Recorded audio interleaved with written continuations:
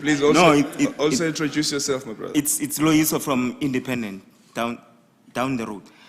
Your former deputy in the Youth League has put his hand up as a potential candidate as deputy president of the ANC and potentially deputy president of the country.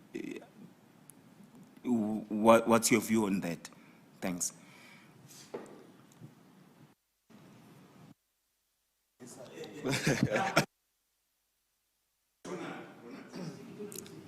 Bruno Mtolo.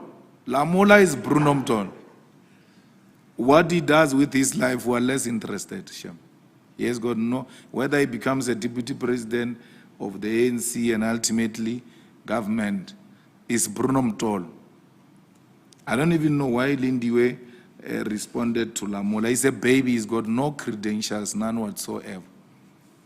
He's a product of factional arrangement.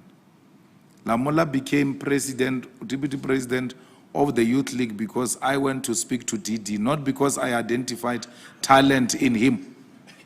I went to speak to DD that we need Mpumalanga to support us. He said to me, but Mpumalanga has been overlooked.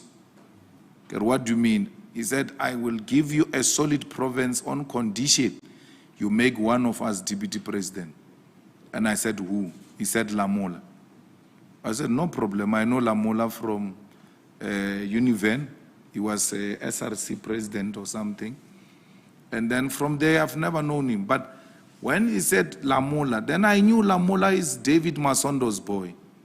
And me and David Masondo worked well together before. So I was like, if he has had some interactions with David, surely he should be having some idea of what we're trying to pursue. That's how he became the deputy president of the Youth League.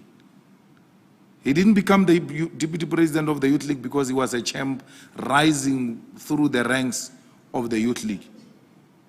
No, he was not. I even doubt if he was a chairperson of a branch in Bushbuck region or a region or province.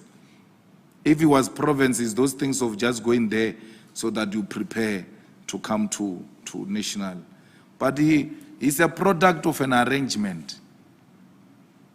He didn't come on his own, where the leadership of the Youth League identified talent. You see Makata, Sindiso Makata. That was a talent established on the ground by the leadership of the Youth League. That was a pure talent that came through the ranks of the Youth League, not through some arrangement.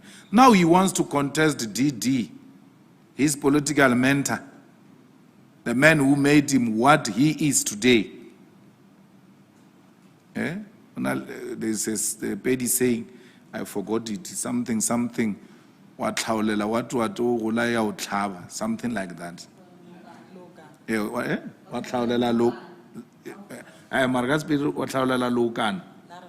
La rogola la o tlhaba ke ntwe Bruno Mtolo o tlhaba DD.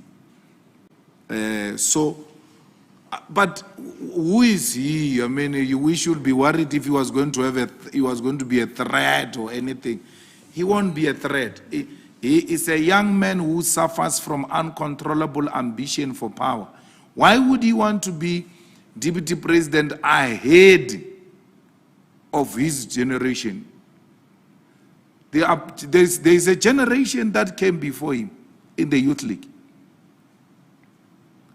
There's a generation, Yabu Malusi, Yabu Lulu Johnson, Yabu Mbalula. When you are a leader, you don't talk about yourself.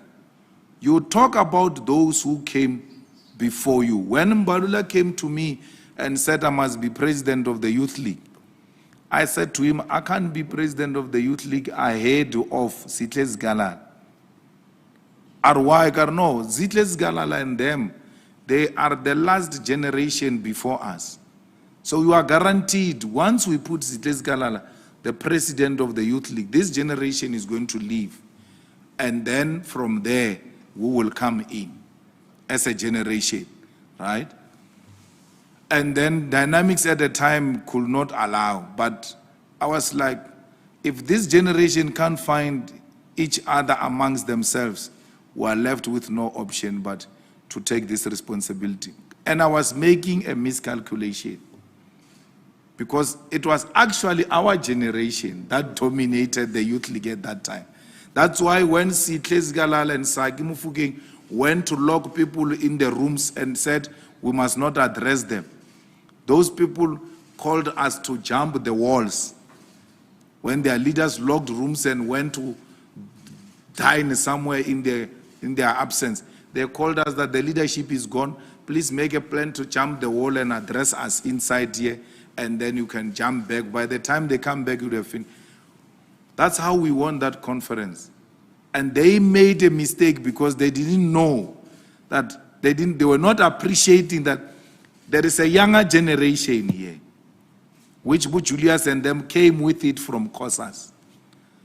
But when I was first approached, I didn't say, hey, me, I've been waiting for it. I said, but there are people ahead of us. That's how we're brought up.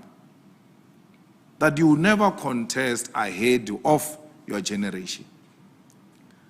I mean, ahead of a generation that came before you. So that's what he must be doing. But there is no longer discipline. So there's no longer even a generational rubric. There is no longer center. There is no longer leadership. Everybody, the membership is actually the leadership. People who are supposed to be members, they are leaders themselves. So once members become leaders, it's a problem. Because that thing you lead by a layer, you build first, second, and third layer leadership. Then they come like this. They follow each other like that.